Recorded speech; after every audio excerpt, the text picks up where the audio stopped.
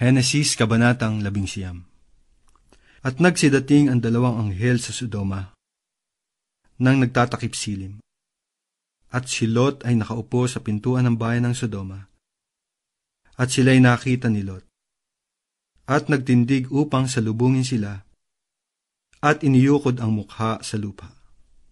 At nagsabi, "Ngayon nga mga Panginoon ko, ipinamamanhi ko sa inyo na kayo'y magsiliko at magsipasok sa bahay ng inyong lingkod. At kayo'y matira sa buong magdamag at maghugas ng inyong mga paa. At sa madaling araw ay magsibangon kayo at magpatuloy ng inyong paglakad."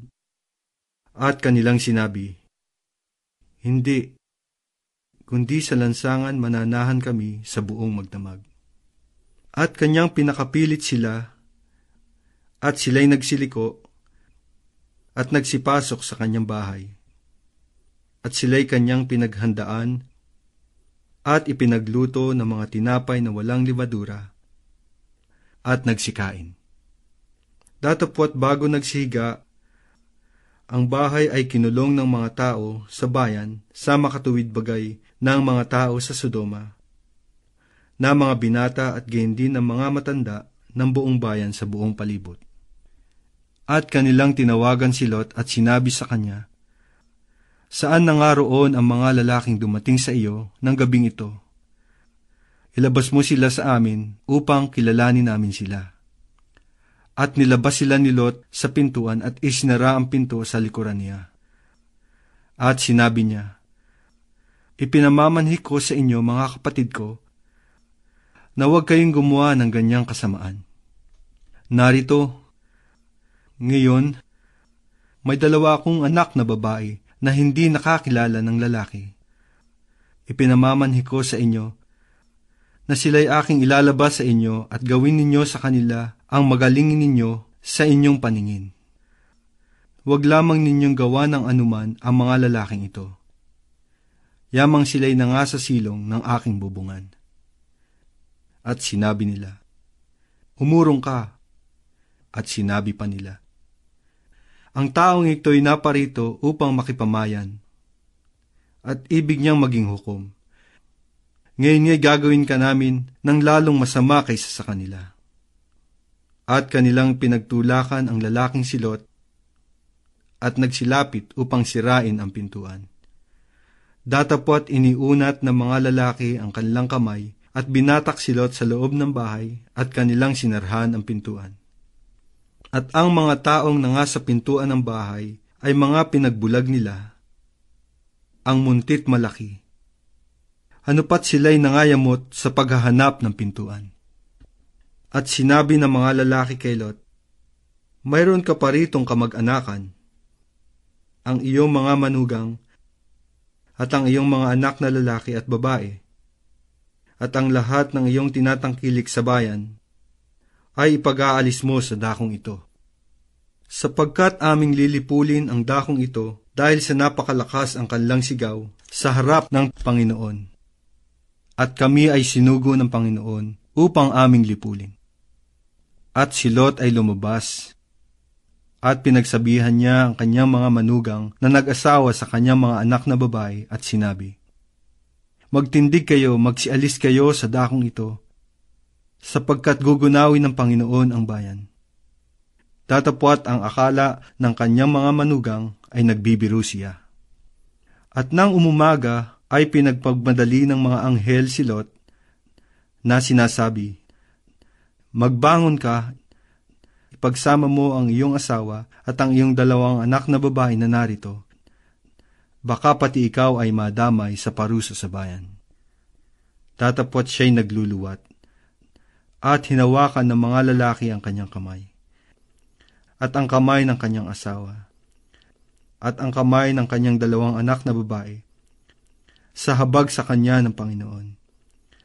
At siya'y kanilang inilabas, at siya'y kanilang inilagay sa labas ng bayan. At nangyari, na nang sila'y mailabas na nila ay sinabi, "Itakas mo ang iyong buhay. Huwag kang dumingon o huminto man sa buong kapatagan. Tumakas ka hanggang sa bundok, baka ikaw ay mamatay." At sinabi sa kanila ni Lot, "Huwag ganyan, Panginoon ko. Narito, ngayon at ang lingkod mo ay nakasumpong ng biyaya sa iyong paningin, at pinakalaki mo ang iyong awang ipinakita sa akin sa pagliligtas ng aking buhay. At ako'y di makatataka sa bundok. Baka ako'y abutan ng sama, at ako'y mamatay. Narito, ang bayang ito ay malapit takasan at maliit. O tulutan mong tumakas ako roon. Di ba yaoy maliit? At mabubuhay ako." At sinabi sa kanya, "Narito, sa bagay mang ito ay pinayagan din kita, na hindi ko gugunawin ang bayang iyong sinalita. Magmadali ka, tumakas ka roon, sapagkat wala akong magagawa hanggang sa dumating ka roon." Kaya't ang pangalang itinawag sa bayang yaon ay Zoar. Ang araw ay nakalitaw na sa lupa nang dumating si Lot sa Zoar. Nang magkagayoy nagpaulan ang Panginoon sa Sodoma at Gomora ng asupre at apoy mula sa Panginoon na buhat sa langit. At ginunaw niya ang mga bayang yaon at ang buong kapatagan at ang lahat na nangananahan sa bayang yaon at ang tumutubo sa lupang yaon. Datapot ang asawa ni Lot ay lumingon sa likuran ni Lot at naging haliging asin. At si Abraham ay sumampang maaga ng kinaumagahan sa dakong kinatatayuan niya sa harap ng Panginoon. At siya'y tumingin sa dakong Sodoma at Gomora at sa buong lupain ng kapatagan at tumanaw. At narito, ang usok ng lupain ay napailang lang na parang usok ng isang hurno. At nangyari na nanggunawin ng Diyos ang mga bayan ng kapatagan, na naalala ng Diyos si Abraham, at pinalabas si Lot mula sa gitna ng pinaggunawan, nang gunawin ang mga bayan na kinatitirhan ni Lot. At sumampa si Lot mula sa Zoar at tumira sa bundok, at ang kanyang 2 anak na babae nakakasama niya, sapagkat siya'y natakot na tumira sa Zoar, at siya'y tumira sa isang yungib, siya at ang kanyang 2 anak na babae. At sinabi ng panganay sa bunso, "Ang ating ama ay matanda, at walang lalaki sa lupa na sumiping sa atin, ayon sa ugali ng sangkalupaan. Halika, painumin natin ng alak ang ating ama, at tayo'y sumiping sa kanya, upang mapalagi natin ang binhi ng ating ama." At pinainom nila ng alak ang kanilang ama ng gabing yaon, at pumasok ang panganay at sumiping sa kanyang ama. At hindi na alaman ng amang nang siya'y mahiga, ni nang siya'y magbangon. At nangyari ng kinabukasan, na sinabi ng panganay sa bunso, "Narito, ako'y sumiping kagabi sa aking ama. Painumin din natin ang alak sa gabing ito at pumasok ka at sumiping ka sa kanya, upang mapalagi natin ang binhi ng ating ama." At pinainom din nila ng alak ang kanilang ama ng gabing yaon, at nagtindig ang bunso at sumiping sa ama. At hindi na alaman ng ama nang siya'y mahiga, ni nang siya'y magbangon. Sa ganito'y kapwa nagdanang tao ang mga anak ni Lot sa pamamagitan ng kanilang ama.